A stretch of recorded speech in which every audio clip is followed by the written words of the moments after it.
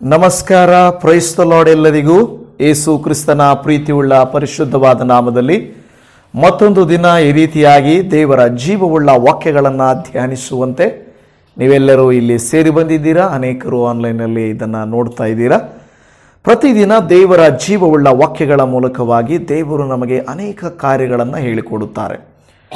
ಆ ವಾಕ್ಯಗಳನ್ನು ಕೇಳಿ ನಾವು ಅದರಂತೆ ನಡೆಯುವಾಗ ನಮಗೆ ಆಶೀರ್ವಾದ ಉಂಟಾಗುತ್ತದೆ. ಪ್ರಿಯ ದೇವಜನವೇ, ದೇವರ ವಾಕ್ಯವು ನಮಗೆ ಕೆಲವು ಕಾರ್ಯಗಳನ್ನು ಕಲಿಸಿಕೊಡುತ್ತದೆ. ಅದರ ಮೂಲಕವಾಗಿ ನಮಗೆ ಆಶೀರ್ವಾದಗಳು ಉಂಟಾಗುತ್ತವೆ. ದೇವರ ವಾಕ್ಯವು ಹೇಳುತ್ತದೆ, ನಿಮ್ಮ ಬಲೆಗಳನ್ನು ಆಳಕ್ಕೆ ಹಾಕಿರಿ, ಸೋಮಾರಿಗಳೇ ಎದ್ದು ಕೆಲಸ ಮಾಡಿರಿ, ಎಲ್ಲ ಕ್ರಿಯೆಗಳಲ್ಲಿ ನೀವು ಮುಂದಕ್ಕೆ ಓಡಿರಿ.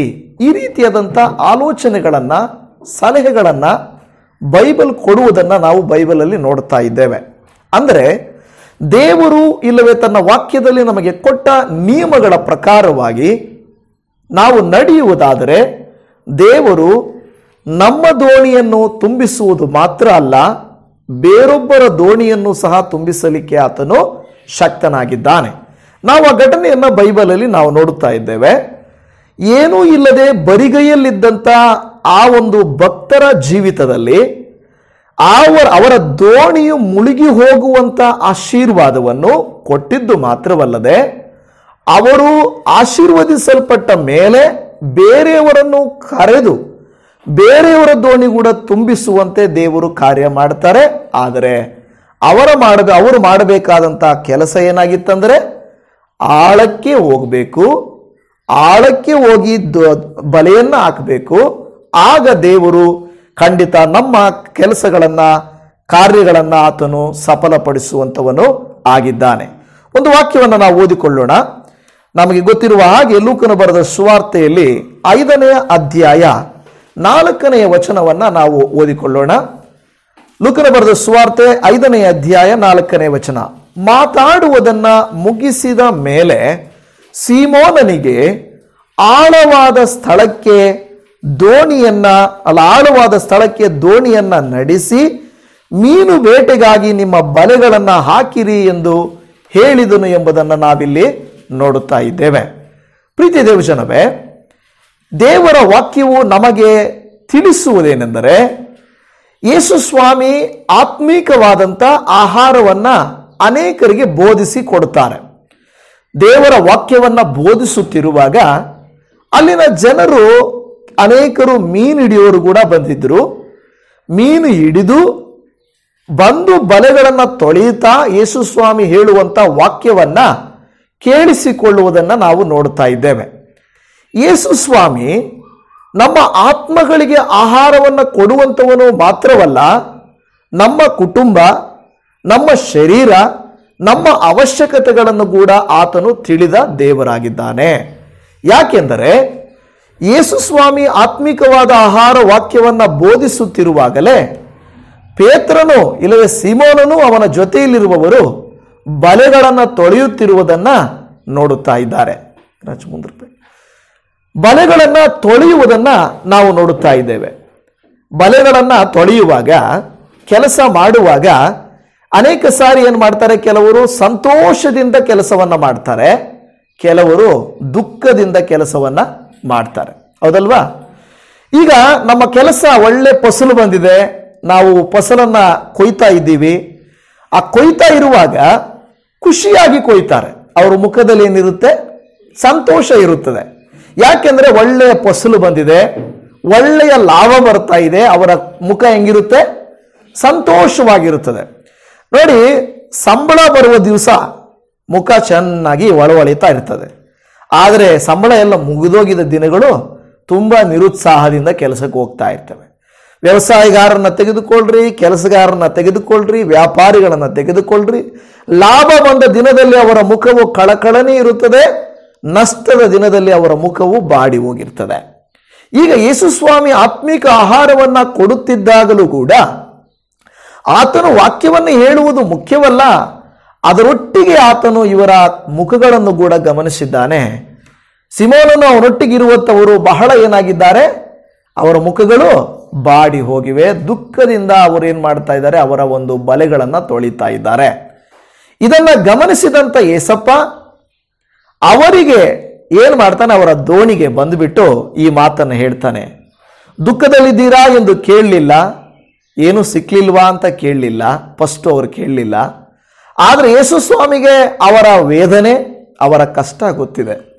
ಸಾಧಾರಣವಾಗಿ ಆ ಕಾಲಗಳಲ್ಲಿ ಮೀನು ಹಿಡಿಯುವವರ ಕಸುಬು ದೊಡ್ಡ ಲಕ್ಷಾಧಿಪತಿಗಳು, ಕೋಟ್ಯಾಧಿಪತಿಗಳು ಅಲ್ಲ. ಮೀನು ಹಿಡಿಬೇಕು, ಮಾರಬೇಕು, ದುಡ್ಡು ತಗೊಂಡೋಗಿ ಮನೆಗೆ ಕೊಡಬೇಕು. ಆ ರೀತಿಯಾದ ಸಾಧಾರಣ ಜೀವಿತವನ್ನು ಅವರು ಜೀವಿಸ್ತಾ ಇದ್ರು. ಬೆಸ್ತರು, ಮೀನುಗಾರರು ಅಂದರೆ ಇವತ್ತಿಗೂ ಕೂಡ ಅವರಲ್ಲಿ ಬೆಸ್ತರು ಹೆಂಗಿರ್ತಾರೆ ಅಂದರೆ ಸ್ಮೆಲ್ ಜಾಸ್ತಿ ಇರ್ತದೆ ಅಲ್ವಾ. ಮೀನು ಹಿಡಿಯೋರು ಅಂದರೆ ಅವ್ರ ಮನೆಗಳಲ್ಲಿ ಅವ್ರ ಬಟ್ಟೆ, ಅವರು ಸಮುದ್ರದಲ್ಲಿ, ನದಿಯಲ್ಲಿ, ನೀರಲ್ಲಿ ಕೆಲಸ ಮಾಡ್ತಾ ಇರ್ತಾರೆ, ಕೊಳಕ್ ಪಟ್ಟೆ ಹಾಕೊಂಡಿರ್ತಾರೆ. ಅವರ ಮನೆ ಸ್ವಲ್ಪ ಸ್ಟಿಂಕಿ ಅಂದರೆ ಸ್ಮೆಲ್ ಹೊಡಿತಾ ಇರ್ತದೆ. ಸೊ ಇಂಥ ಒಂದು ಪರಿಸ್ಥಿತಿಯಲ್ಲಿ ಅವರು ಏನು ದೊಡ್ಡ ಹಣವಂತರಲ್ಲ, ಆದರೆ ಅವರು ಕಷ್ಟ ಪಡ್ತಾ ಇದ್ದಾರೆ. ಕಷ್ಟ ಪಡುವವರನ್ನ ದೇವರು ಖಂಡಿತ ನೋಡ್ತಾರೆ ಪ್ರಿಯ ದೇವಜನವೇ. ಯಾಕೆಂದ್ರೆ ಯೇಸು ಸ್ವಾಮಿ ಯಾವಾಗಲೂ ಕಷ್ಟ ಪಡುವವರ ಕುರಿತಾಗಿ ಮಾತಾಡ್ತಾರೆ. ನಾವು ಸೋಮಾರಿಗಳಾಗಿರಬಾರದು, ಸುಮ್ಮನಿರಬಾರದು ಎಂದು ಹೇಳ್ತಾರೆ. ಕೆಲವು ಭಕ್ತರು ಹೇಳ್ಬೋದು, ದೇವರು ನಿದ್ರೆಯಲ್ಲಿಯೂ ಕೂಡ ತನ್ನ ಭಕ್ತರಿಗೆ ಆಹಾರವನ್ನು ಒದಗಿಸ್ತಾನೆ ಅಂತ ಹೇಳ್ಬೋದು. ಅದು ನಿಜ. ಆದರೆ ಬೈಬಲ್ ಯಾವತ್ತಿಗೂ ಕೂಡ ಸೋಮಾರಿಗಳಾಗಿರುವುದಕ್ಕೆ ಎನ್ಕರೇಜ್ ಮಾಡೋದಿಲ್ಲ. ಕಷ್ಟಪಟ್ಟು ಕೆಲಸ ಮಾಡಬೇಕು, ಅದಕ್ಕೆ ಮುಂಜಾನೆ ಎದ್ದೇಳಬೇಕು, ಬೆಳಗಿನ ಜಾವ ಎದ್ದೇಳಬೇಕು ಎಂದು ಬೈಬಲ್ ಹೇಳುವುದು. ಬೆಳಗ್ಗೆನೆ ಎದ್ದು ಪ್ರಾರ್ಥನೆಯನ್ನ ಮಾಡಿ ನಂತರ ನಮ್ಮ ಕೆಲಸಗಳಿಗೆ ಹೋಗಿ ಹಿಂತಿರುಗಿ ಬರುವಾಗ ದೈವಾಶೀರ್ವಾದವು ನಮ್ಮ ಮೇಲೆ ಇರುತ್ತದೆ. ಆದರೆ ಅನೇಕರು ರಾತ್ರಿಗಳಲ್ಲಿ ಸಮಯವನ್ನ ಕಳೆದು ಬೆಳಿಗ್ಗೆ ಎದ್ದೇಳದೆ ಲೇಟಾಗೆದ್ದಿ ಓಡ್ತಾರೆ ಕೆಲಸಕ್ಕೆ, ಅದೆಲ್ಲ ಮಾಡ್ತಾರೆ. ಅದು ಒಳ್ಳೆಯದಲ್ಲ. ದೇವರ ವಾಕ್ಯವು ಯಾವಾಗಲೂ ನೋಡುತ್ತೇವೆ, ಯೇಸು ಸ್ವಾಮಿ ಎಷ್ಟು ರಾತ್ರಿಯವರೆಗೂ ಆತನು ಕೆಲಸ ಮಾಡಿದ್ರು ಕೂಡ, ಎಷ್ಟು ಆತನು ಸುವಾರ್ತೆ ಸಾರಿದ್ರು ಕೂಡ, ರಾತ್ರಿಗಳಲ್ಲಿ ಪ್ರಾರ್ಥನೆಗಳಲ್ಲಿ ಕಳೆದಿದ್ದರೂ ಕೂಡ ಮುಂಜಾನೆ ಕೂಡ ಮತ್ತೆ ಆತನು ಪ್ರಾರ್ಥನೆಗೆ ಹೋಗ್ತಾ ಇದ್ರು, ಆತನ ಕೆಲಸಕ್ಕೆ ಆತನು ಹೋಗ್ತಾ ಇದ್ದ. ಯಾವತ್ತಿಗೂ ಕೂಡ ಯೇಸು ಸ್ವಾಮಿ ಎಕ್ಸ್ಟ್ರಾ ನಿದ್ದೆ ಮಾಡಿದ್ದು ಎಲ್ಲಿ ಬರೆಯಲ್ಪಡಲಿಲ್ಲ. ಯೇಸು ಸ್ವಾಮಿ ನಿದ್ದೆ ಮಾಡ್ತಾನೇ ಇದ್ರು ಅಂತ ಮಾಡ್ತಾ ಇರಲಿಲ್ಲ ಬೆಳಗಿನ ಜಾವಗಳಲ್ಲಿ. ಅಂದರೆ ನಾವು ಅಷ್ಟೇ ಮೊದಲು ದೇವರಿಗೆ ಪ್ರಾಮುಖ್ಯತೆ ಕೊಟ್ಟು ಮುಂಜಾನೆ ಪ್ರಾರ್ಥನೆಯನ್ನ ಮಾಡಿ ಕಷ್ಟಪಡುವಾಗ ಕಷ್ಟಕ್ಕೆ ತಕ್ಕ ಪ್ರತಿಫಲ ದೇವರು ಕೊಡುತ್ತಾರೆ. ಕೆಲವು ಸಾರಿ ನಮ್ಮ ಕೆಲಸಗಳು ವೇಸ್ಟ್ ಆಗಿ ಹೋಗ್ತವೆ. ಕೆಲವು ಸಾರಿ ನಾವು ಪಡುವಂತ ಪ್ರಯಾಸವು ಏನೂ ಪ್ರತಿಫಲವನ್ನ ಕೊಡೋದಿಲ್ಲ. ಎಷ್ಟೋ ದುಡಿತೀವಿ, ಏನೂ ಕೈಯಲ್ಲಿ ಉಳಿಯಲ್ಲ. ಎಷ್ಟೋ ಪ್ರಯಾಸ ಪಡುತ್ತೀವಿ, ಏನೂ ಕೈಯಲ್ಲಿ ಉಳಿಯಲ್ಲ. ಆದರೆ ದೇವರು ಇವತ್ತು ಆ ರೀತಿಯಾಗಿ ನಿಮ್ಮ ಕೈಯಲ್ಲಿ ಉಳಿಯದೇ ಇದ್ರು, ಏನು ನಿಮಗೆ ನಿಲ್ಲದೇ ಇದ್ರು, ದೇವರು ನಿಮ್ಮನ್ನ ಗಮನಿಸ್ತಾನೆ. ಯೇಸು ಸ್ವಾಮಿ ಸಿಮೋನನನ್ನು ಅವನ ಜೊತೆಯಲ್ಲಿರುವಂಥವರನ್ನ ಗಮನಿಸುವುದನ್ನ ಲೂಕನು ಬರೆದ ಸುವಾರ್ತೆಯಲ್ಲಿ ನಾವು 5ನೇ ಅಧ್ಯಾಯದಲ್ಲಿ ಗಮನಿಸುತ್ತೇವೆ ಪ್ರಿಯ ದೇವಜನವೇ. ಅಲ್ಲಿ ನಾವು ಗಮನಿಸ್ತೇವೆ ಆ ವಾಕ್ಯವನ್ನ. ಯೇಸು ಸ್ವಾಮಿ ದೇವರ ವಾಕ್ಯವನ್ನ ಅನೇಕರು ಕೇಳ್ತಾ ಇರ್ತಾರೆ. ಕೆರೆಯ ಅಂಚಿನಲ್ಲಿ ನಿಂತಿರ್ತಾರೆ. ದಡದಲ್ಲಿ 2 ದೋಣಿಗಳಿರ್ತವೆ. ಬೆಸ್ತರು ಅವರೊಳಗಿನಿಂದ ಹೊರಗಡೆ ಬಂದು ತಮ್ಮ ಬಲೆಗಳನ್ನ ತೊಳೆಯುತ್ತಿದ್ದರು. ಆ ದೋಣಿಗಳಲ್ಲಿ ಸೀಮೋನನ ಒಂದು ದೋಣಿಯನ್ನ ಆತನು ಹತ್ತಿ ದಡದಿಂದ ಸ್ವಲ್ಪ ದೂರಕ್ಕೆ ನೂಕಬೇಕೆಂದು ಅವನನ್ನ ಕೇಳಿಕೊಂಡನು. ತರುವಾಯ ಆತನು ಕೂತುಕೊಂಡು ದೋಣಿಯೊಳಗಿಂದ ಜನರಿಗೆ ಗುಂಪಿಗೆ ಉಪದೇಶ ಮಾಡಿದನು. ಅವರ ದೋಣಿಯಲ್ಲಿ ಯೇಸು ಸ್ವಾಮಿ ಹತ್ತಿದ್ದರಿಂದ ಅವರ ಪರಿಸ್ಥಿತಿಯನ್ನ ಯೇಸು ಸ್ವಾಮಿ ಗಮನಿಸ್ತಾ ಇದ್ದಾರೆ. ಇವತ್ತು ನನ್ನ ಪ್ರಿಯ ದೇವಜನವೇ, ನಿಮ್ಮ ಜೀವಿತದಲ್ಲಿ, ನಿಮ್ಮ ಕುಟುಂಬಗಳಲ್ಲಿ ಯೇಸು ಸ್ವಾಮಿ ಬಂದು ನೋಡುವುದಾದರೆ ನಿಮ್ಮ ಪರಿಸ್ಥಿತಿಯನ್ನ ಆತನು ಅರ್ಥ ಮಾಡಿಕೊಳ್ಳುತ್ತಾನೆ. ನಿಮ್ಮ ದೋಣಿಯಲ್ಲಿ ಯೇಸು ಸ್ವಾಮಿ ಇದ್ದಾರಾ? ನಿಮ್ಮ ಮನೆಯಲ್ಲಿ ಯೇಸು ಸ್ವಾಮಿ ಇದ್ದಾರಾ? ನಿಮ್ಮ ಜೀವಿತದಲ್ಲಿ ಯೇಸು ಸ್ವಾಮಿ ಇದ್ದಾರಾ? ನೀವು ಕೇಳ್ಬೋದು, ಯೇಸು ಸ್ವಾಮಿ ಇಲ್ಲದೆ ಇನ್ನೇನು, ಯೇಸು ಸ್ವಾಮಿ ಇದಾರಲ್ವಾ ಅಂತ ನೀವು ಹಾಗೆ ಹೇಳ್ಬೋದು. ಅದಲ್ಲ ಪ್ರಿಯ ದೇವಜನವೇ. ಯೇಸು ಸ್ವಾಮಿ ಕೆಲವು ಸಾರಿ ಹೇಗೆ ಪ್ರಕಟಣೆ 3:20 ಹೇಳ್ತದೋ, ಆತನು ಇನ್ನೂ ಹೊರಗಡೆ ಇರುತ್ತಾನೆ. ನಮ್ಮ ಹೃದಯಗಳಲ್ಲಿರಲ್ಲ, ನಮ್ಮ ಜೀವಿತಗಳಲ್ಲಿರಲ್ಲ, ನಮ್ಮ ಕುಟುಂಬಗಳಲ್ಲಿರಲ್ಲ ಯೇಸು ಸ್ವಾಮಿ. ಅಂತ ಸಂದರ್ಭದಲ್ಲಿ ಯೇಸುವನ್ನ ನಮ್ಮ ಹೃದಯಕ್ಕೆ, ದೋಣಿಗೆ ಆತನನ್ನ ಅಂಗೀಕರಿಸುವುದಾದರೆ ನಿನ್ನ ಕಷ್ಟ ಆತನಿಗೆ ಇಲ್ಲ ಅಂದ್ರೆ ಅರ್ಥ ಆಗುತ್ತೆ. ಅದರ ಕೆಲಸ ಮಾಡ್ಬೇಕಲ್ವಾ? ನಿಮಗೆ ಆಶೀರ್ವಾದ ಆಗಬೇಕಾದ್ರೆ ಆತನು ನಿಮ್ಮ ದೋಣಿಯೊಳಗೆ ಬರಬೇಕು. ಈಗ ಯೇಸು ಸ್ವಾಮಿ ದೋಣಿಯೊಳಗೆ ಬಂದಾಗ ನಾನು ಹೇಳಿದ ಹಾಗೆ ಅವರ ಪರಿಸ್ಥಿತಿಯನ್ನು ಅರ್ಥ ಮಾಡಿಕೊಂಡಿದ್ದಾನೆ. ಇಲ್ಲಿ ಆತನಿಗೆ, ಸೀಮೋನನಿಗೆ ಆಳವಾದ ಸ್ಥಳಕ್ಕೆ ದೋಣಿಯನ್ನ ನಡೆಸಿ ಮೀನು ಬೇಟೆಗಾಗಿ ನಿಮ್ಮ ಬಲೆಗಳನ್ನು ಹಾಕಿರಿ ಎಂದು ಹೇಳಿದನು. ಯೇಸು ಸ್ವಾಮಿ ಮೊದಲೇ ಕೇಳಲಿಲ್ಲ, ಏನಾಯ್ತು ಸಿಮೋನ, ಇಲ್ಲವೇ ಏನಾಯ್ತಪ್ಪ ಅಂತ ಕೇಳಲಿಲ್ಲ. ಆಮೇಲೆ ಹೌದಾ, ಅಯ್ಯೋ ನಿಮಗೇನು ಸಿಗ್ಲಿಲ್ವಾ, ಬರ್ರಿ ಹೋಗೋಣ ಬರ್ರಿ ಅಂತ ಯೇಸು ಸ್ವಾಮಿ ಹೇಳಲಿಲ್ಲ. ಸೀಮೋನನು ಕೂಡ ಯೇಸು ಸ್ವಾಮಿ ನೀನಿಷ್ಟು ವಾಕ್ಯ ಹೇಳ್ತಾ ಇದೆಯಲ್ವಾ, ನಮಗೇನು ಸಿಕ್ಕಿಲ್ಲಪ್ಪ ಅಂತಾನು ಕೇಳಲಿಲ್ಲ.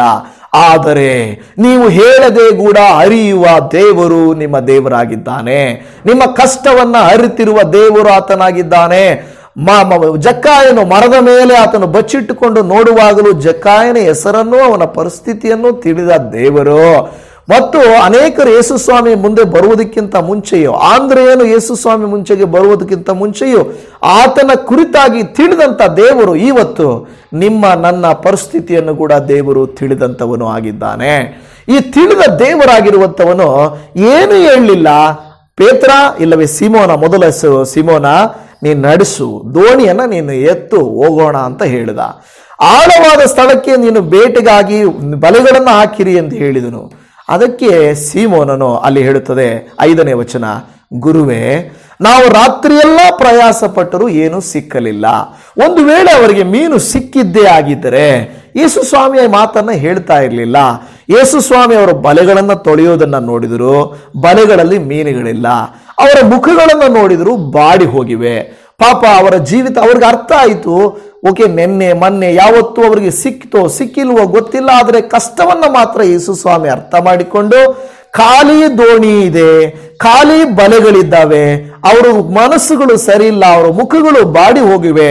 ಯೇಸು ಸ್ವಾಮಿ ತಾನೇ ಅರ್ಥ ಮಾಡಿಕೊಂಡು ಅವರಿಗೆ ಹೇಳ್ತಾರೆ, ದೋಣಿಯನ್ನ ನಡೆಸಿರಿ, ಆಳಕ್ಕೆ ನಡೆಸಿರಿ ಎಂಬುದಾಗಿ ಹೇಳುವುದನ್ನು ನಾವು ನೋಡುತ್ತೇವೆ.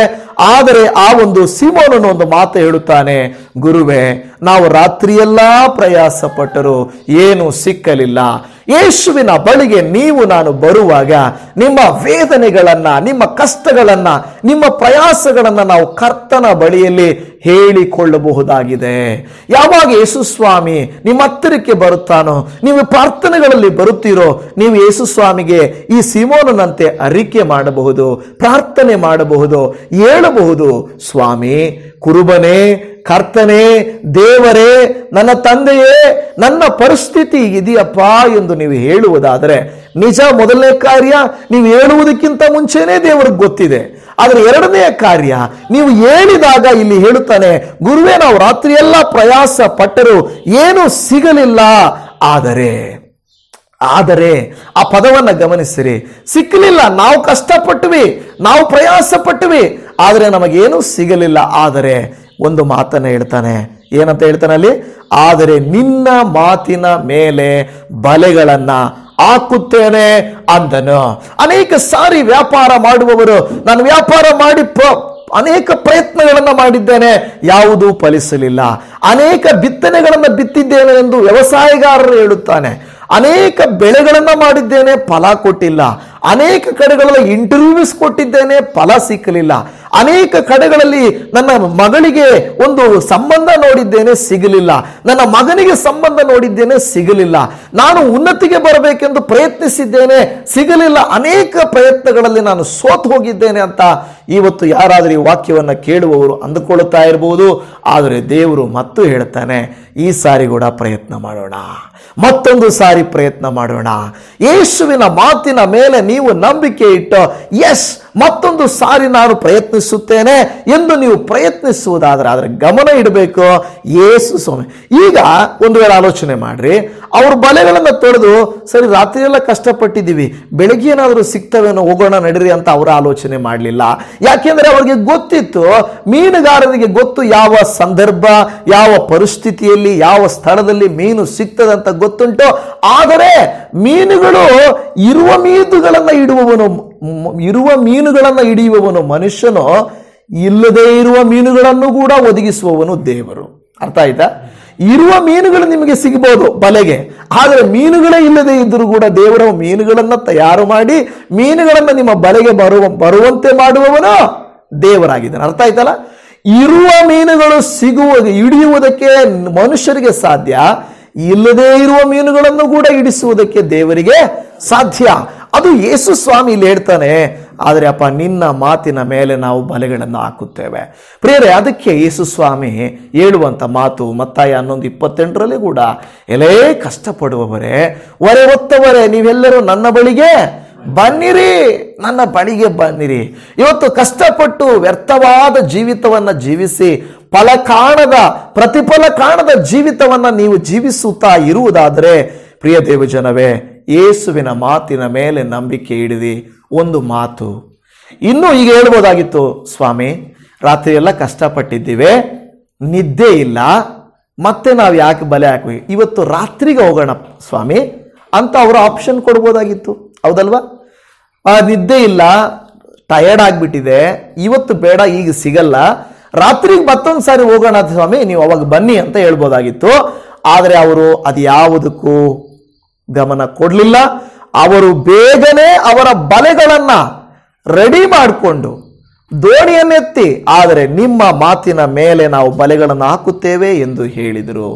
ಇವತ್ತು ಅನೇಕ ಜನರು ಸೋಮಾರಿಗಳಾಗಿ, ಸ್ವಾಮಿ ನಿದ್ದೆ ಇಲ್ಲ ಸ್ವಾಮಿ, ನಾನು ಹೆಂಗೆ ಪ್ರಾರ್ಥನೆ ಮಾಡೋದು, ನಾನು ಬ್ಯುಸಿ ಸ್ವಾಮಿ, ನಾನು ಹೆಂಗೆ ಬೈಬಲ್ ಓದೋದು, ನಾನು ಕರ್ತನೆ ಬ್ಯುಸಿಯಾಗಿದ್ದೇನೆ ಸ್ವಾಮಿ, ನಾನು ಹೆಂಗೆ ಪ್ರಾರ್ಥನೆಗಳಿಗೆ ಹೋಗಲಿ ಅಂದರೆ ಸ್ವಾಮಿ ಹೇಳ್ತಾನೆ, ಇವತ್ತು ಹೋಗು, ಈ ಸಾರಿ ಹೋಗು ಎಂದು ಹೇಳಿದಾಗ ನಾವು ಏನ್ ಮಾಡಿಬಿಡ್ತೇವೆ, ಕೆಲವು ಸಾರಿ ದೇವರ ಮಾತನ್ನ ಅಲ್ಲಗಳೆಯುತ್ತೇವೆ. ಇವರೇನಾದರೂ ಅವರು ಅಲ್ಲಗಳೆದಿದ್ರೆ ಅವ್ರಿಗೆ ಮೀನು ಸಿಗ್ತಾ ಇರಲಿಲ್ಲ, ಆಶೀರ್ವಾದನೂ ಸಿಗ್ತಾ ಇರಲಿಲ್ಲ. ಆದರೆ ದೇವರೇ ನಿನ್ನ ಮಾತಿನ ಮೇಲೆ ಬಲೆಗಳನ್ನು ಹಾಕುತ್ತೇವೆ ಅಂದರು. ಹಾಕಿದ ಮೇಲೆ ಏನಾಯಿತು ಅಂತ ನಾವು ನೋಡ್ತೇವೆ. ಈಗ ಹಾಕುವಾಗ ಬಲೆಗಳನ್ನು ಹಾಕಿದ ಸಂದರ್ಭದಂತೆ ನಾನು ನಿಮಗೆ ಹೇಳುತ್ತಾ ಇದ್ದೇನೆ, ಅನೇಕ ಸಾರಿ ದೇವರು ನಮಗೆ ಆಲೋಚನೆಯನ್ನು ಕೊಡುತ್ತಾನೆ.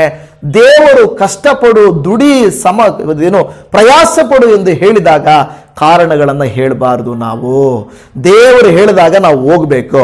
ಅದಕ್ಕೆ ಜ್ಞಾನಿಯಾದ ಸೊಲೊಮೋನನು ಜ್ಞಾನೋಕ್ತಿಗಳ ಗ್ರಂಥ 6ನೇ ಅಧ್ಯಾಯ 6ನೇ ವಚನದಲ್ಲಿ ಒಂದು ಮಾತನ್ನ ಈ ರೀತಿಯಾಗಿ ಹೇಳುತ್ತಾರೆ, ಸೋಮಾರಿಯೇ ಇರುವೆಯ ಹತ್ತಿರ ಹೋಗಿ ಅದರ ನಡವಳಿಕೆಯನ್ನ ನೋಡಿ ಜ್ಞಾನವನ್ನ ತಂದುಕೋ ಎಂದು ಹೇಳುತ್ತಾ ಇದ್ದಾನೆ. ನಾವು ಇವತ್ತು ಹೋಗಿ ಇರುವೆಗಳ ಹತ್ರ ಹೋಗಿ ಪಾಠ ಕಲಿಯಕ್ಕೆ ಆಗುತ್ತಾ? ಒಂದು ವೇಳೆ ಗಮನಿಸಬಹುದು ಇರುವೆಗಳ ಹತ್ರ ಹೋಗಿ. ನಾನು ಮೊನ್ನೆ ಮೆಸೇಜಲ್ಲಿ ನಾನು ಹೇಳಿದ್ದೇನೆ, ಒಂದು ಇರುವೆಯನ್ನು ಗಮನಿಸುವಾಗ, ಒಂದು ಪ್ರತಿ ಜೀವಿಯನ್ನು ಗಮನಿಸುವಾಗ ಕೆಲವು ಪಾಠಗಳು ನಮಗೆ ಅರ್ಥ ಆಗ್ತದೆ. ಇರುವೆಯನ್ನ ನೋಡುವಾಗ ಇರುವೆ ಒಂದು ಶಿಸ್ತಿನ ಶಿಪಾಯಿಗಳಂತೆ ಹೋಗ್ತಾ ಇರ್ತವೆ. ಲೈನ್ ಆಗಿ ಹೋಗ್ತಾ ಇರೋದನ್ನ ನೀವು ನೋಡ್ತಾ ಇರ್ತೀರಾ. ಯಾವಾಗೂ ಅವು ಆಕ್ಟಿವ್ ಆಗಿರೋದನ್ನ ನೋಡ್ತಾ ಇರ್ತೀರಾ. ಇರುವೆ ಏನಾದರೂ ಯಾವಾಗಾದ್ರೂ ಸ್ಲೋ ಮೋಷನ್ ಅಲ್ಲಿ ನಡ್ಕೊಂಡು ಹೋಗಿರೋದು ನೋಡಿದ್ದೀರಾ? ಲೈನಲ್ಲಿ ಇರುವಾಗ, ಒಬ್ಬೊಬ್ಬರೇ ಹೋಗುವಾಗ ಅವು ನಿಧಾನವಾಗಿ ಹೋಗ್ಬೋದು. ಲೈನರ್ ಇರುವಾಗ ಅವು ಮುಂದೆ ಯಾವ ಸ್ಪೀಡಲ್ಲಿ ಇರುವೆ ಹೋಗ್ತಾ ಇರ್ತದೋ ಹಿಂದೆ ಕೂಡ ಅದೇ ಸ್ಪೀಡಲ್ಲಿ ಹೋಗ್ತಾ ಇರ್ತದೆ. ಟ್ರೈನ್ ಬೋಗಿ ಹೋದಂಗೆ ಒಂದ್ರ ಹಿಂದ್ಗಡೆ ಒಂದು ಹೋಗ್ತಾನೇ ಇರ್ತದೆ. ಮಾತ್ರವಲ್ಲದೆ ಅವ ಏನಾಗ್ತವಂದ್ರೆ ವಾತಾವರಣಗಳಲ್ಲಿ ನೀವು ನೋಡ್ರಿ, ಸುಗ್ಗಿಯ ಕಾಲಗಳಲ್ಲಿ ಅವು ಕಾಳುಗಳನ್ನ ಏನ್ ಮಾಡ್ತಾ ಇರ್ತವೆ, ಅವು ಶೇಖರಣೆ ಮಾಡಿ ಇಟ್ಕೊಳ್ತಾ ಇರ್ತವೆ. ಸುಗ್ಗಿಯ ಕಾಲ, ಅದಕ್ಕೆ ದೇವರ ವಾಕ್ಯ ಇರುವೆ ಹತ್ರ ಹೋಗಿ ಕಲ್ತ್ಕೋ. ಒಂದು ಕಾಲ ಇದೆ, ದುಡಿಯೋ ಕಾಲ. ಮಳೆ ಇಲ್ಲದೆ ಇರುವಾಗ ದುಡಿಯಕ್ಕೆ ಹೋಗ್ದಿರಾ, ಮಳೆ ಬಂದಾಗ ಮಳೆಯಲ್ಲಿ ಹೋಗಿ ದುಡಿಯಕ್ಕಾಗುತ್ತಾ? ಆಗೋದಿಲ್ಲ. ಮಳೆಯಲ್ಲಿ ಹೋಗಿ ದುಡಿಯಕ್ಕಾಗಲ್ಲ, ಕೆಲವು ಸಾರಿ ಚಳಿಗಾಲದಲ್ಲಿ ದುಡಿಯಕ್ಕಾಗಲ್ಲ. ಆದರೆ ಒಂದು ಕಾಲ ಇದೆ. ಬೋರ್ವೆಲ್ ಇಲ್ಲದೆ ಇರುವಂತ ತೋಟಗಳನ್ನ ನೀವು ನೋಡ್ರಿ, ಅಲ್ಲಿ ಏನಾಗ್ತದೆ, ಮಳೆ ಬಿದ್ದಾಗಲೇ ಏನ್ ಮಾಡ್ಬೇಕು, ಅವ್ರು ಉಳುಮೆ ಮಾಡಬೇಕು. ಮಳೆ ಇರುವಾಗಲೇ ಹೋಗಿ ಬಿತ್ತಬೇಕು. ಮಳೆಗಾಲದಲ್ಲಿ ಕೆಲಸ ಮಾಡಬೇಕು. ಮಳೆಗಾಲ ಎಲ್ಲ ಆಗೋದ್ಮೇಲೆ ಇವಾಗ ಬೇಡಪ್ಪ, ಮಳೆ ಬಿದ್ದಿದೆ, ನಾನು ಹೊಲದಲ್ಲಿ ಹೋಗಲ್ಲ, ಈಗ ಎಲ್ಲ ಒಣಗೋಗ್ಲಿ, ಆಮೇಲೆ ಹೋಗಿ ನಾನು ಉಳುಮೆ ಮಾಡಿ ಬೀಜ ಬಿತ್ತೀನಿ ಅಂದ್ರೆ ಏನಾಗುತ್ತೆ? ಬೀಜ ಬಿತ್ತಕ್ಕೆ ಆಗಲ್ಲ. ಯಾಕಂದ್ರೆ ಆ ಕಾಲದಲ್ಲೇ ಅವನು ಕೆಲಸ ಮಾಡಬೇಕು. ಹಾಗೇನೆ ಮುಂಜಾನೆ ಎದ್ದು ಕೆಲಸ ಮಾಡುವಂತ ದೇವರ ವಾಕ್ಯ ಹೇಳಿದ್ರೆ, ಮುಂಜಾನೆ ಎದ್ದು ಪ್ರಾರ್ಥನೆ ಮಾಡು ಅಂತ ಹೇಳಿದ್ರೆ, ವಾರಕ್ಕೊಂದು ಸಾರಿ ಆಲಯಕ್ಕೆ ಹೋಗಿ ಪ್ರಾರ್ಥನೆ ಮಾಡು ಅಂತ ಹೇಳಿದ್ರೆ, ನಾವೇನು ಹೇಳ್ತೀವಿ, ಅದಕ್ಕೆ ಕಾರಣಗಳನ್ನು ಹೇಳಿಬಿಟ್ಟು ಏನ್ ಮಾಡ್ತೀವಿ, ಅಯ್ಯಯ್ಯೋ ಆಗಲ್ಲ, ಈಗಾಗಲ್ಲ.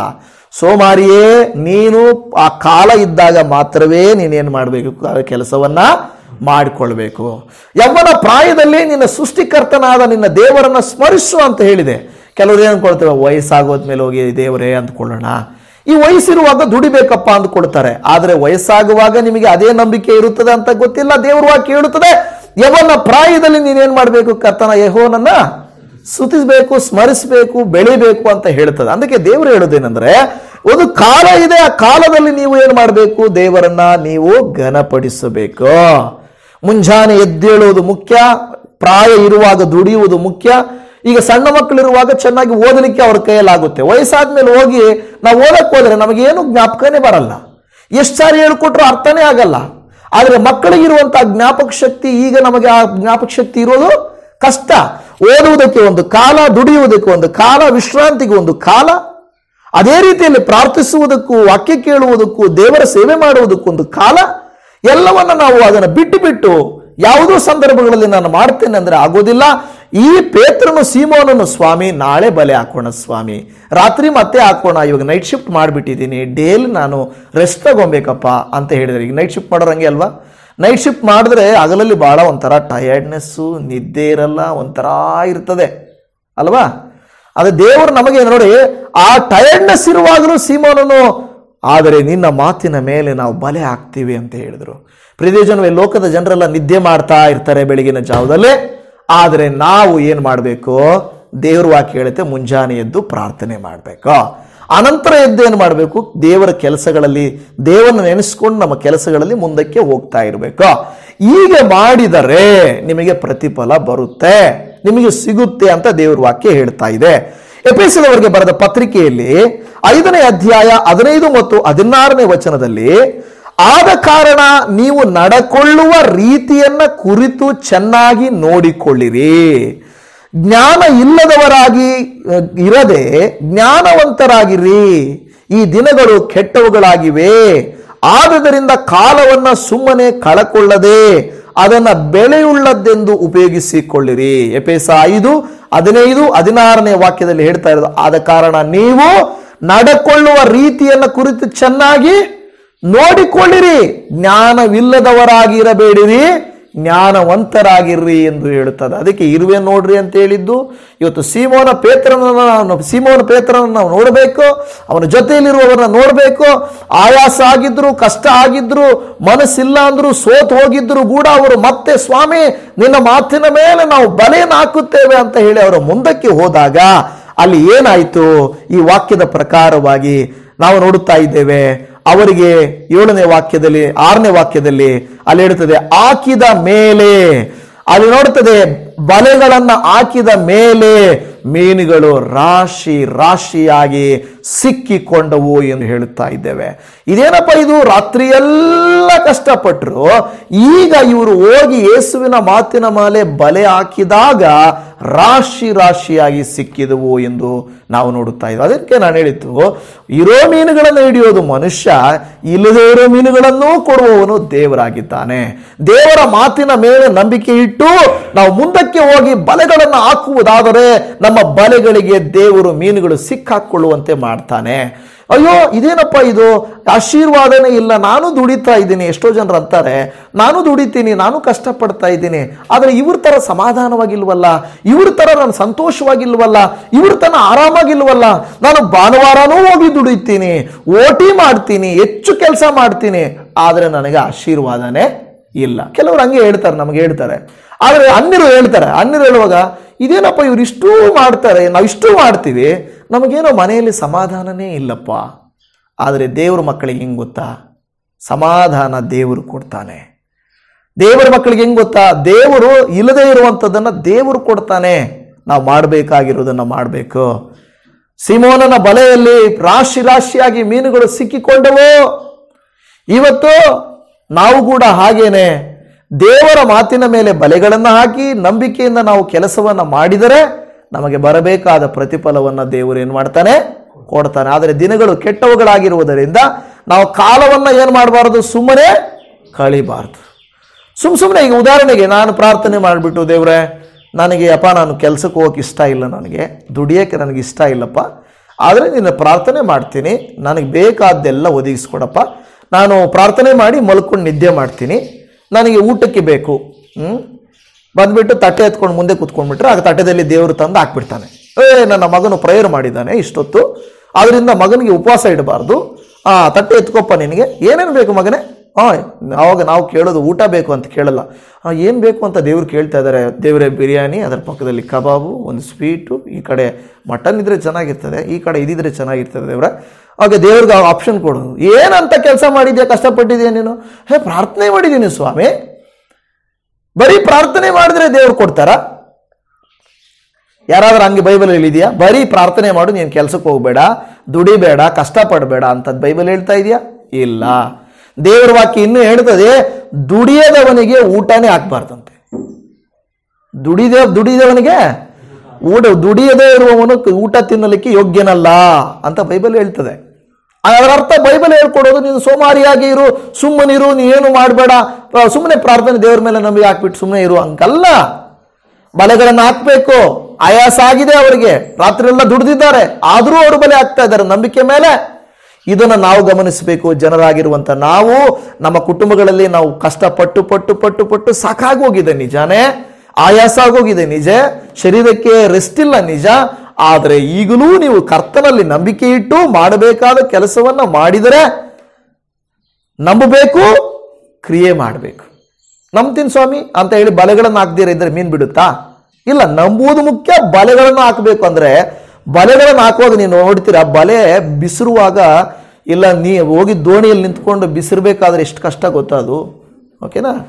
ಹೋಗಿ ಹಿಂಗೆ ಆಡ್ತಾ ಇರ್ತದೆ ದೋಣಿ, ಅವ್ರು ಇಷ್ಟು ದೊಡ್ಡ ಇದನ್ನ ಎತ್ತಿ ಹಿಂಗೆ ಹಾಕಬೇಕು ಬಲೆಗಳನ್ನು, ಹಂಗೆ ಹಿಂಗೆ ಬರೆ ಎತ್ತಿ ಹಿಂಗೆ ಹಾಕೋದಲ್ಲ, ಎತ್ತಿ ಹಾಕ್ಬೇಕು, ಬಿಸಿರ್ಬೇಕು. ಆ ಸ್ಟ್ರೆಂತು, ಆ ಬಲವನ್ನು ಅವನು ಹಾಕುವಾಗ ಪ್ರಯಾಸ ಇದೆ, ದುಡಿತಾರೆ ಅವರು. ಮೀನು ಹಿಡಿಯೋದು ಮಾತ್ರ ಅಲ್ಲ, ವ್ಯವಸಾಯ ಆಗಿರ್ಬೋದು, ವ್ಯಾಪಾರ ಆಗಿರ್ಬೋದು, ಬೇರೆ ಯಾವುದೇ ಸಣ್ಣ ಸಣ್ಣ ಕೆಲಸ ಆಗಿರ್ಬೋದು, ನಾವು ಪ್ರಯಾಸ ಪಟ್ರೇನೆ ನಮಗೆ ಆಶೀರ್ವಾದ ಸಿಗುತ್ತದೆ ಎಂದು ದೇವರ ವಾಕ್ಯ ಹೇಳುವುದನ್ನು ನಾವು ಗಮನಿಸ್ತಾ ಇದ್ದೇವೆ.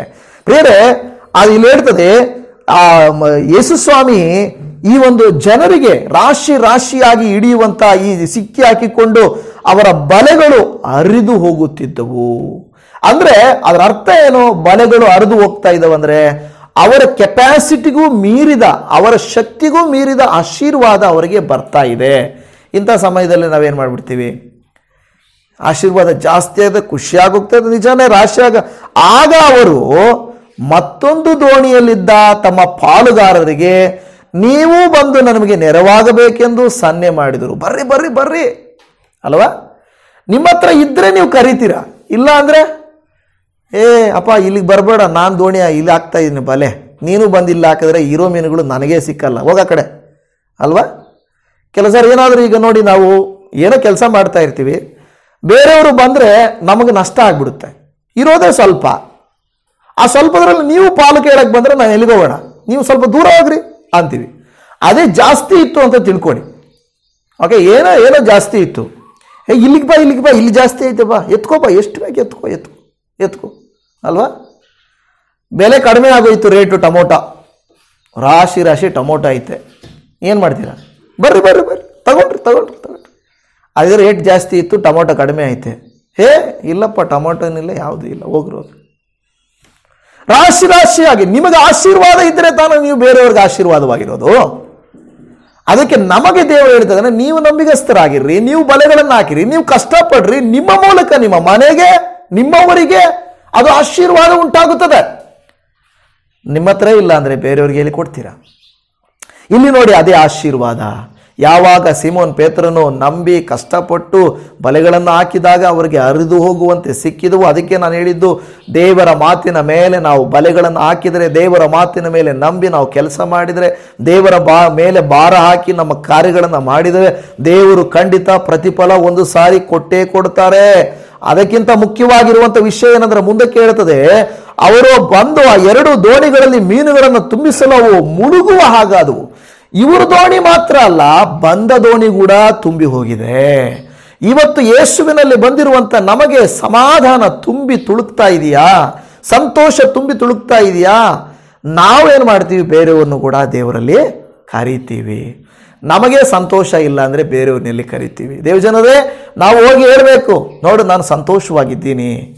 ಸಂತೋಷವಾಗಿದ್ದೀನಿ ಅಂದರೆ ಮನೆ ಕಟ್ಕೊಂಡಿದ್ದೀನಿ, ಸೈಟ್ ಮಾಡ್ಕೊಂಡಿದ್ದೀನಿ, ಗಾಡಿ ತಗೊಂಡಿದ್ದೀನಿ, ಅದಕ್ಕೆ ನಾನು ಸಂತೋಷವಾಗಿದ್ದೀನಿ ಅಲ್ಲ. ಅವ್ರು ಹೇಳಬೇಕು ಜನರಿಗೆ, ನನ್ನ ಇಲ್ಲದೆ ಇದ್ದಾಗಲೂ ಯೇಸು ಸ್ವಾಮಿ ಇದ್ದೆ ಸಂತೋಷವಾಗಿದ್ದೆ, ಈಗಲೂ ಸಂತೋಷವಾಗಿದ್ದೀನಿ.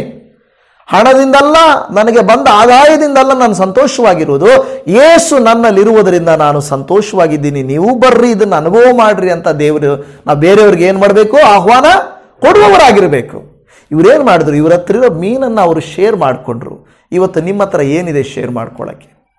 ನಾವು ಹೇಳ್ತಾ ಇಲ್ಲ ನಿಮ್ಮ ಹತ್ರ ಹಣ ಇದೆ ಶೇರ್ ಮಾಡ್ಕೊಳ್ಳಿ, ನಿಮ್ಮ ಹತ್ರ ಬೇರೆ ಏನೋ ಇದೆ ಶೇರ್ ಮಾಡ್ಕೊಳ್ಳಿ ಅಂತ. ನಿಮ್ಮ ಹತ್ರ ಸಂತೋಷ ಇದೆಯಲ್ವಾ, ಸುವಾರ್ತೆ ಇದೆಯಲ್ವಾ, ಸಮಾಧಾನ ಇದೆಯಲ್ವಾ, ದೇವರು ಕೊಟ್ಟ ರಕ್ಷಣೆ ಇದೆಯಲ್ವಾ, ಯಾರಿಗಾದರೂ ಹಂಚ್ತಾ ಇದ್ದೀವ?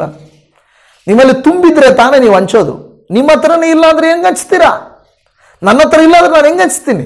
ನನಗೆ ದೇವ್ರ ಬಗ್ಗೆ ಗೊತ್ತಿಲ್ಲ ಅಂದರೆ ನಾನು ಹೆಂಗೆ ಧೈರ್ಯವಾಗಿ ಹೇಳೋಕ್ಕೆ ಸಾಧ್ಯ ಆಗುತ್ತೆ? ಇವತ್ತು ನಮ್ಮಲ್ಲಿ ತುಂಬಿ ತುಳುಕುವಂತಿರಬೇಕು.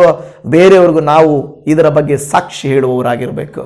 ಬೇರೆಯವರ ಮುಂದೆ ಮೊದಲು ಸಿಮೋನ್ ಪೇತ್ರನು ದುಃಖದಿಂದ ಬಲೆಯನ್ನು ತೊಳಿತಾ ಇದ್ದ, ಯೇಸು ಗಮನಿಸಿದರು. ಇವತ್ತು ಇನ್ನೂ ದುಃಖದಲ್ಲೇ ಇದ್ದೀವ, ನಾವು ಇನ್ನೂ ನಷ್ಟದಲ್ಲೇ ಇದ್ದೀವ, ಇನ್ನೂ ಪ್ರಯಾಸದಲ್ಲೇ ಇದ್ದೀವ. ದೇವರ ಬಳಿಗೆ ಬರೋಣ. ಒಂದು ವೇಳೆ ನಿಮ್ಮ ಬಲೆಗಳು ಹರಿದು ಹೋಗುವಂತಿದೆಯಾ, ನಿಮ್ಮ ದೋಣಿಗಳು ತುಂಬ ಹೋಗ್ತಾ ಇದೆಯಾ, ಏನು ಮಾಡಬೇಕು? ಬೇರೆಯವರಿಗೆ ನೀವು ಹಂಚಬೇಕದನ್ನ, ಬೇರೆಯವ್ರಿಗೆ ಕೊಡಬೇಕು. ಯಾವ ಭಾಗದಲ್ಲಿದ್ದೇವೆ? ಮೊದಲಂತೆ ಸಿಮೋನ ಪೇತ್ರನು ದುಃಖದಲ್ಲಿದ್ದ ಬಲೆಗಳನ್ನು ತೊಳೆದು ನಷ್ಟವಾಗಿದ್ದಂಥ ಸ್ಥಿತಿಯಲ್ಲಿದ್ದರೂ ಸ್ವಾಮಿ ನಿಮ್ಮ ದೋಣಿಗೆ ಬಂದು ಸ್ವಾಮಿಯ ಮಾತಿನ ಮೇಲೆ ನೀವು ನಂಬಿಕೆ ಇಟ್ಟು ಆಳಕ್ಕೆ ಹೋಗಿ ಕಷ್ಟಪಟ್ಟು ಬಲೆಗಳನ್ನು ಹಾಕಿ ಪ್ರಯಾಸ ಪಟ್ಟರೆ ನಿಮಗೂ ನನಗೂ ಪ್ರತಿಫಲವನ್ನು ದೇವರು ಕೊಡುವಂತವನಾಗಿದ್ದಾನೆ. ದೇವರು ಕೊಡುವ ತನಕ ನಾವು ಬಿಡಬಾರದು. ಒಂದು ಮಾತು ಯೇಸು ಸ್ವಾಮಿ ಮತ್ತಾಯನ ಬರೆದ ಸುವಾರ್ತೆ 4ನೇ ಅಧ್ಯಾಯ 19-20ರಲ್ಲಿ ಅವರಿಗೆ ಆತನು ನನ್ನ ಹಿಂದೆ ಬನ್ನಿರಿ, ಮನುಷ್ಯರನ್ನ ಹಿಡಿಯುವ ಬೆಸ್ತರನ್ನಾಗಿ ನಿಮ್ಮನ್ನ ಮಾಡುವೆನು ಎಂದು ಹೇಳುತ್ತಲೇ ಅವರು ತಮ್ಮ ಬಲೆಗಳನ್ನು ಬಿಟ್ಟು ಆತನ ಹಿಂದೆ ಹೋದರು ಎಂದು ನಾವು ನೋಡುತ್ತಾ ಇದ್ದೀವಿ. ಬೇರೆ ಭಾಗದಲ್ಲಿ ಅನೇಕರಲ್ಲಿ ಬಲೆಗಳನ್ನು ತೊಳಿತಾ ಇದ್ದಾರೆ. ಪಾಪ ಅವರು ಕಷ್ಟಪಟ್ಟು ಏನು ಸಿಕ್ಕಲಿಲ್ಲ.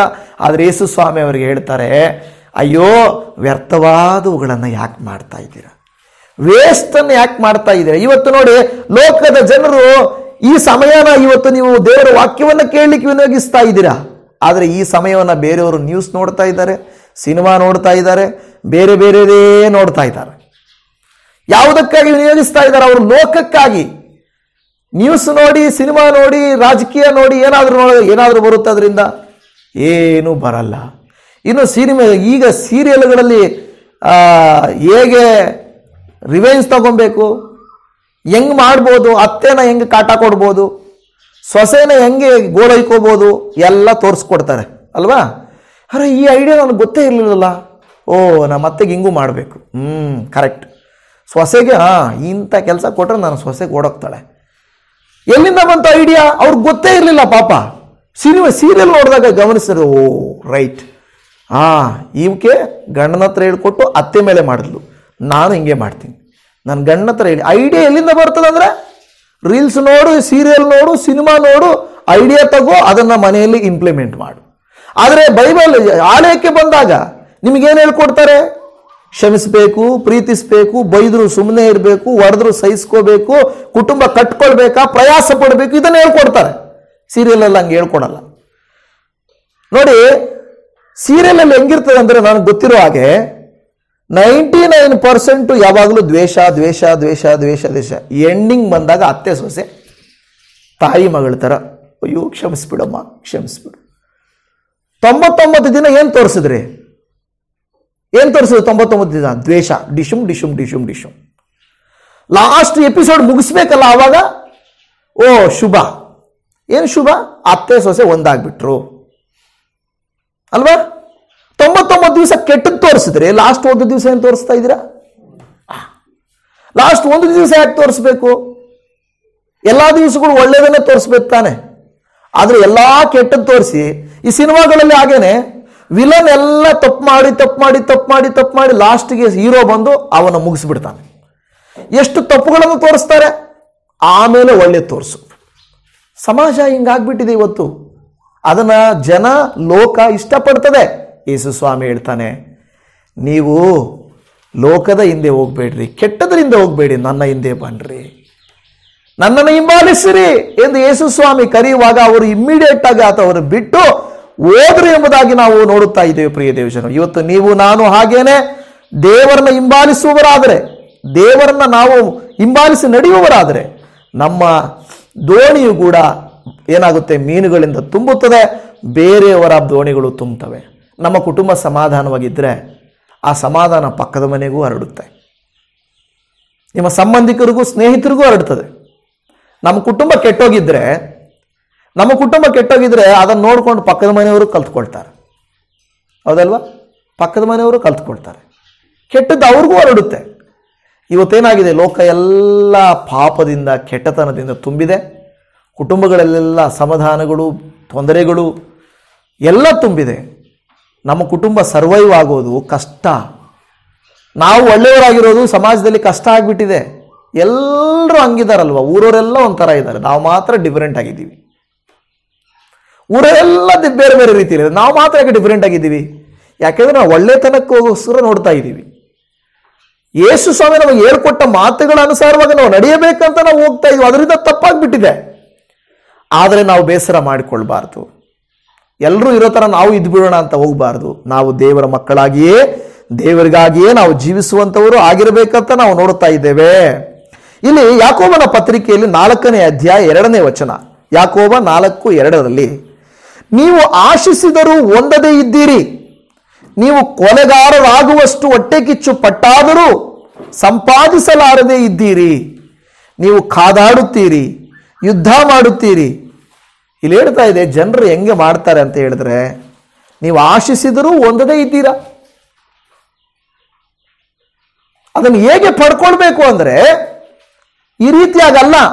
ಹೊಟ್ಟೆ ಕಿಚ್ಚುಪಟ್ಟು, ಕೊಲೆಗಾರರಾಗುವಷ್ಟು ಹೊಟ್ಟೆ ಕಿಚ್ಚುಪಟ್ಟು, ಕಾದಾಡಿ, ಯುದ್ಧ ಮಾಡಿ, ಜಗಳ ಮಾಡಿ ನಾವು ಒಳ್ಳೆಯದನ್ನು ಸಾಧಿಸೋಕ್ಕೆ ಆಗಲ್ಲ. ಯಾಕೋಬ 4:2 ಹೇಳುತ್ತದೆ, ನಾವು ಆ ರೀತಿಯಾಗಿ ಒಳ್ಳೆಯದನ್ನು ಸಾಧಿಸೋಕ್ಕಾಗಲ್ಲ. ದೇವರ ಹತ್ರ ಬಂದು ಒಳ್ಳೆಯತನದಿಂದ, ತಾಳ್ಮೆಯಿಂದ, ಪ್ರೀತಿಯಿಂದ ಏನಾದರೂ ಗೆಲ್ಲಲಿಕ್ಕೆ ಸಾಧ್ಯ. ಅಲ್ಲಿ ಕೊನೆಯಲ್ಲಿ ಒಂದು ವಾಕ್ಯ ಹೇಳ್ತದೆ, ನೀವು ದೇವರನ್ನ ಬೇಡಿಕೊಳ್ಳದ ಕಾರಣ ನಿಮಗೇನು ದೊರೆಯಲಿಲ್ಲ. ನೀವೇನು ಬೇಡಿಕೊಳ್ಳದ ಕಾರಣ ನಿಮಗೇನಾಗಲಿಲ್ಲ, ದೊರೆಯಲಿಲ್ಲ. ಸಿಮೋನ್ ಪೇತ್ರನು ದೇವರ ಬಳಿಯಲ್ಲಿ, ಗುರುವೇ ನಾ ರಾತ್ರಿಯೆಲ್ಲ ಕಷ್ಟಪಟ್ಟಿದ್ದೀವಪ್ಪ, ಏನೂ ಸಿಕ್ಕಲಿಲ್ಲಪ್ಪ, ನಿನ್ನ ಮಾತಿನ ಮೇಲೆ ಬಲೆ ಹಾಕ್ತಾ ಇದ್ದೇವೆ. ನಾವು ಪ್ರಾರ್ಥನೆ ಮಾಡುವಾಗಲೂ, ದೇವರೇ ಇಷ್ಟು ವರ್ಷ ನಾನು ಪ್ರಾರ್ಥನೆ ಮಾಡಿ ಮಾಡಿ ಮಾಡಿ ಸಾಕಾಗೋಯ್ತಪ್ಪ, ಆದರೆ ಇವತ್ತೂ ನಂಬ್ತಾ ಇದ್ದೀನಪ್ಪ. ಪ್ರತಿ ಸಾರಿ ಪ್ರಾರ್ಥನೆಗೆ ಕೂತಾಗ ಇದೇ ರೀತಿ ಪ್ರಾರ್ಥಿಸಬೇಕು. ಇನ್ನೂ ನಂಬ್ತೀನಪ್ಪ, ಇವತ್ತೂ ನಂಬ್ತೀನಪ್ಪ, ನೀನು ಒಳ್ಳೇದು ಮಾಡ್ತೀಯಾ.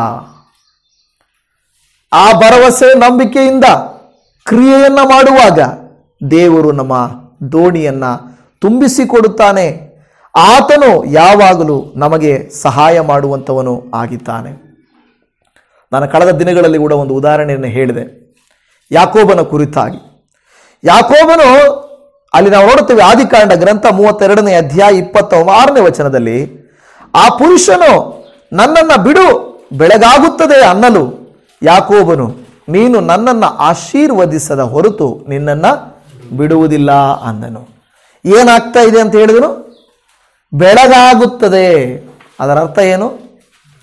ರಾತ್ರಿಯೆಲ್ಲ ಹೋರಾಟ, ರಾತ್ರಿಯೆಲ್ಲ ಹೋರಾಡ್ತಾ ಇದ್ದಾರೆ, ಕಾದಾಡ್ತಾ ಇದ್ದಾರೆ. ಈಗ ಇಲ್ಲಿ ಬಂದಿರುವ ದೇವದೂತನು, ಇಲ್ಲವೇ ದೇವದೂತನಂತಿರುವ ಪುರುಷನು, ನನ್ನನ್ನು ಬಿಡು, ಬೆಳಗಾಗ್ತಾ ಇದೆ, ನಾನು ಹೋಗ್ಬೇಕು ಅಂದಾಗ ಯಾಕೋಬನು ಹೇಳ್ತಾನೆ, ನೀನು ಹೋಗು, ನನಗೇನು ಪ್ರಾಬ್ಲಮ್ ಇಲ್ಲ, ಆದರೆ ನೀನು ನನ್ನನ್ನು ಆಶೀರ್ವದಿಸಿ ಹೋಗು ಎಂಬುದಾಗಿ. ನೀನು ಆಶೀರ್ವದಿಸಿ ನನ್ನನ್ನು ಹೋಗು ಅಂತ ಹೇಳ್ತಾನೆ. ನಿನ್ನನ್ನು ಆಶೀರ್ವದಿಸದ ಹೊರತು, ನನ್ನನ್ನು ಆಶೀರ್ವದಿಸದ ಹೊರತು ನಾನು ನಿನ್ನನ್ನು ಏನು ಮಾಡಿದ್ದಾನೆ? ಏನು ಜುಟ್ಟಿಡ್ಕೊಂಡಿದ್ದಾನ, ಕತ್ತಿಡ್ಕೊಂಡಿದ್ದಾನ? ಏಯ್ ಕೊಡ್ತೀಯ? ಇಲ್ಲ, ಹಂಗಲ್ಲ. ಒಂದು ವೇಳೆ ನನಗನ್ಸಿದ ಪ್ರಕಾರವಾಗಿ ಕಾಲು ಹಿಡ್ಕೊಂಡ್ಬಿಟ್ಟಿರ್ಬೋದು, ದಬ್ಕೊಂಡು ಬಿಟ್ಟಿರೋದು. ಅದರ ಅರ್ಥ ಏನು ಗೊತ್ತಾ? ಕೆಲವು ಕಾಲು ಹಿಡ್ಕೊಂಡ್ರೆ ಅದರ ಅರ್ಥ ಏನು? ಅದರ ಅರ್ಥ ಇಲ್ಲ, ನನ್ನನ್ನು ಕ್ಷಮಿಸಲೇಬೇಕು, ನನ್ನನ್ನು ನೀನು ಆಶೀರ್ವದಿಸಲೇಬೇಕು ಅಂತ ಹೇಳಿ ಹಿಡ್ಕೊಳ್ಳೋದು. ದೇವ್ರ ಥರ ಅಲ್ಲ, ಆದರೆ ಕಾಲು ಹಿಡ್ಕೊಂಡಿದ್ದಾನೆ, ನನ್ನನ್ನು ಆಶೀರ್ವದಿಸು. ಆ ಕಾಲಗಳಲ್ಲಿ ಹಿರಿಯರ ಆಶೀರ್ವಾದ ಮಾಡಿದ್ರೆ ಆಶೀರ್ವಾದ ಬರ್ತಾ ಇತ್ತು, ಗೊತ್ತಾ? ಮತ್ತು ಯಾರಾದರೂ ಅನಾಮಿಕರು, ಅತಿಥಿಗಳು ಬಂದರೆ ಅವರು ಆಶೀರ್ವಾದ ಮಾಡಿದ್ರೆ ಆಶೀರ್ವಾದ ಬರ್ತಾ ಇತ್ತು. ಮತ್ತು ಈ ರೀತಿಯಾಗಿ ದೇವದೂತರು ಬಂದರೂ ಆಶೀರ್ವಾದ ಬರ್ತಾ ಇತ್ತು. ಹೊಸ ಒಡಂಬಡಿಕೆಯಲ್ಲಿ ಯೇಸು ಸ್ವಾಮಿ ಹೇಳ್ಕೊಡ್ತಾರೆ, ಯಾವುದಾದ್ರೂ ಮನೆಗೆ ನೀವು ಹೋದರೆ ಈ ಮನೆಗೆ ಶುಭವಾಗಲಿ ಎಂದು ಹೋಗ್ರಿ. ಅದನ್ನು ಹೊಂದಿಕೊಳ್ಳಲಿಕ್ಕೆ ಆ ಮನೆಯಲ್ಲಿ ಯಾರಾದ್ರೂ ಇದ್ರೆ ಅದನ್ನು ಹೊಂದಿಕೊಳ್ತಾರೆ. ಆದರೆ ಅದರ ಅರ್ಥ, ನಾವು ಒಳ್ಳೆಯದನ್ನು ಬಯಸುವಾಗ ಅದು ಒಳ್ಳೇದಾಗ್ತದೆ, ನಮ್ಮಿಂದ ಅಲ್ಲ ಅದು. ನಾವು ಒಳ್ಳೆಯದನ್ನು, ಈಗ ಉದಾಹರಣೆಗೆ ನಾವು ಪ್ರಾರ್ಥಿಸ್ತೇವೆ, ನಾವು ಪ್ರಾರ್ಥನೆ ಮಾಡ್ತೀವಿ, ಆದರೆ ನಮ್ಮಿಂದ ಆಯ್ತಾ ಅದು ಅದ್ಭುತ? ಇಲ್ಲ. ನಾವು ನಮ್ಮ ಮೂಲಕ ನಾವು ಪ್ರಾರ್ಥನೆ ಮಾಡಿದ್ದೇವೆ, ಆದರೆ ಮಾಡಿದ್ದು ದೇವರು. ನಾವು ಮಾಡಿದ್ದ ದೇವರು, ಆದರೆ ನಾವು ಅದಕ್ಕೆ ಮಧ್ಯಸ್ಥಿಕೆ ವಹಿಸಿದ್ದೇವೆ ಅಷ್ಟೇ. ಅದೇ ರೀತಿಯಲ್ಲಿ ಇವತ್ತು ಪ್ರಿಯ ದೇವಜನವೇ, ದೇವರು ನಮಗೂ ಕೂಡ ಎಚ್ಚರಿಸಿ ಹೇಳುವಂಥ ಮಾತು, ನಿಮ್ಮ ಬಲೆಗಳನ್ನು ಹಾಕಿರಿ. ನಿಮಗೆ ಪ್ರಯಾಸ ಆಗಿದ್ರು ಏನಾಗಿದ್ರು ನಿಮ್ಮ ಬಲೆಗಳನ್ನು ಹಾಕಿರಿ. ಇವತ್ತು ನಮ್ಮ ತಲೆಗಳನ್ನು ಬಾಗಿಸಿ ನಾವು ಪ್ರಾರ್ಥನೆ ಮಾಡಿಕೊಳ್ಳೋಣ. ಯೇಸು ಸ್ವಾಮಿಯ ಮುಂದೆ ನಾವು ಈ ರೀತಿಯಾಗಿ ಪ್ರಾರ್ಥನೆ ಮಾಡೋಣ. ಅಪ್ಪ, ರಾತ್ರಿಯೆಲ್ಲ ನಾವು ಕಷ್ಟಪಟ್ಟಿದ್ದೇವಪ್ಪ. ಇವತ್ತು ಪ್ರಾರ್ಥಿಸುವಂಥ ಈ ದೇವಜನರು, ಯೇಸುವೆ ಅಪ್ಪ, ನನ್ನ ಮನೆಯ ಉದ್ಧಾರಕ್ಕಾಗಿ, ನನ್ನ ಮನೆಯವರ ಬದಲಾವಣೆಗಾಗಿ, ನನ್ನ ಕುಟುಂಬದ ಸಾಲಕ್ಕಾಗಿ, ನನ್ನ ಮಕ್ಕಳ ಜೀವಿತಕ್ಕಾಗಿ ನಾನು ಎಷ್ಟೋ ಪ್ರಯಾಸ ಪಟ್ಟಿದ್ದೇನಪ್ಪ. ಆದರೆ ನನ್ನ ಯಾವ ಪ್ರಯಾಸಕ್ಕೂ ಪ್ರತಿಫಲ ಸಿಗಲಿಲ್ಲ ಯೇಸಪ್ಪ.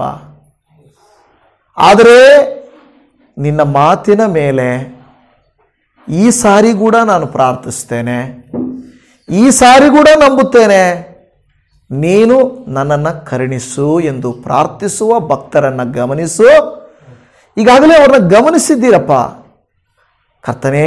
ಅದರಂತೆ ಅವರು ಬಲೆಗಳನ್ನು ಹಾಕಿದಾಗ ರಾಶಿ ರಾಶಿಯಾಗಿ ಸಿಕ್ಕಿದ ಹಾಗೆ ನಮಗೆ ನೀವು ನಮ್ಮ ಊಹೆಗೂ ಮೀರಿದ, ನಾವು ಬೇಡುವುದಕ್ಕಿಂತಲೂ ಕೇಳುವುದಕ್ಕಿಂತಲೂ ಊಹಿಸುವುದಕ್ಕಿಂತಲೂ ಅಧಿಕವಾದ ಕಾರ್ಯವನ್ನು ಮಾಡುವಾತನೇ ನಿನಗೆ ಸ್ತೋತ್ರ.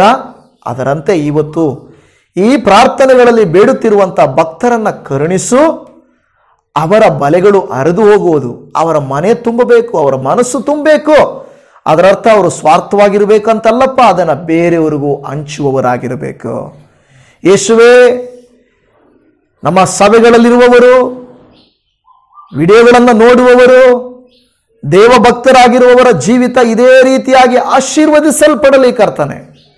ಅವರ ಬಲೆಗಳು, ಅವರ ಮನೆಗಳು, ಅವರ ಜೀವಿತಗಳು ಎಲ್ಲ ಪರಲೋಕದ ಸುವರಗಳಿಂದ ತುಂಬಿಸಲ್ಪಡಲಿ, ಅದು ಬೇರೆಯವರಿಗೂ ಹರಡಲಿ.